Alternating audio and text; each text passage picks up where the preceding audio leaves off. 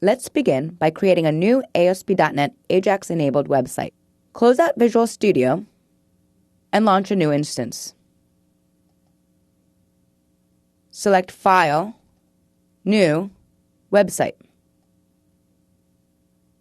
As you can see, I have an ASP.NET Ajax-enabled website template installed.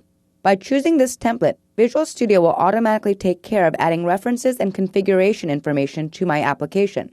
For those of you that have an existing ASP.NET web application, in order to use Ajax functionality, you'll need to copy these references and configuration information into your file.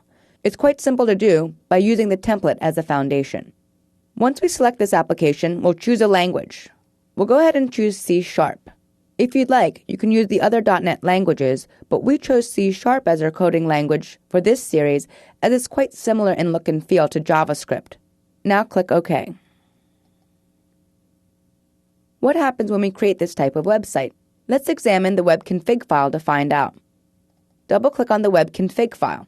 At the very top, you'll notice a section group that has web services and JSON serialization.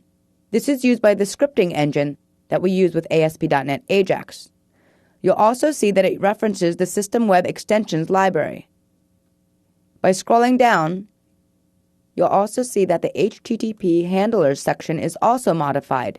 It actually removes the verb for the ASMX file, which is a web service, and replaces it with a new reference to the system.web.scriptservices library. This actually allows you to serialize your existing web services using JSON rather than SOAP. That way, you can actually call them from the client-side script. You'll see this in action as we get further into this series. You'll also see a section for System Web Extensions. Inside here, you can actually make references to your web services, such as the authentication service and the profiling engine. We'll also be working with this later. If you have an existing ASP.NET application that you like to Ajax enable, you'll need to bring these sections over to the web config file. Now let's take a look at the default page that was created for us. Double-click on Default ASPX. As you can see, inside the raw code, we have a script manager. This script manager is the most important component of ASP.NET Ajax. The script manager does exactly what it says it does. It registers and manages Ajax script execution on that page. Every Ajax-enabled page must have one and only one instance of the script manager. For those of you who have worked with ASP.NET 2.0, you can compare this to the web part manager that you need to manage the client-side user interaction that you get with web parts. Notice that the script manager has a run at server tag to execute the logic on the server. Let's take a look at this page in the designer. Select the Design tab.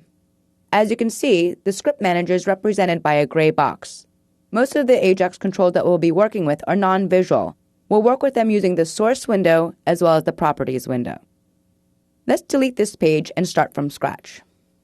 Right-click on Default ASPX and select Delete. Select OK to permanently delete the file. Before we go any further, let's set up our environment so it makes writing code and debugging a lot easier. We'll enable line numbers and quoted attributes so that we can be more productive with our debugging and development. From your menu, select Tools, Options. Scroll down to Text Editor and expand the node. Scroll down to the HTML node. Select General. You'll see an option for line numbers. Enable that by clicking on the checkbox. Select the Format option. Inside here, you'll see a formatting option for inserting attribute values. This is quite helpful when we're writing our code. Click the checkbox to select this. Click OK. One last thing before we begin, we'll also need to add a reference to the Control Toolkit. We'll be using this towards the end of the series. Right-click on the solution. Select Add Reference. Select the Browse button. So let's navigate to the directory where we installed the Ajax Control Toolkit DLL. In our case, it's under the Program Files, Microsoft ASP.NET directory. It may vary on your machine depending on where you installed it. Inside the Ajax Control Toolkit, we'll see a binaries directory.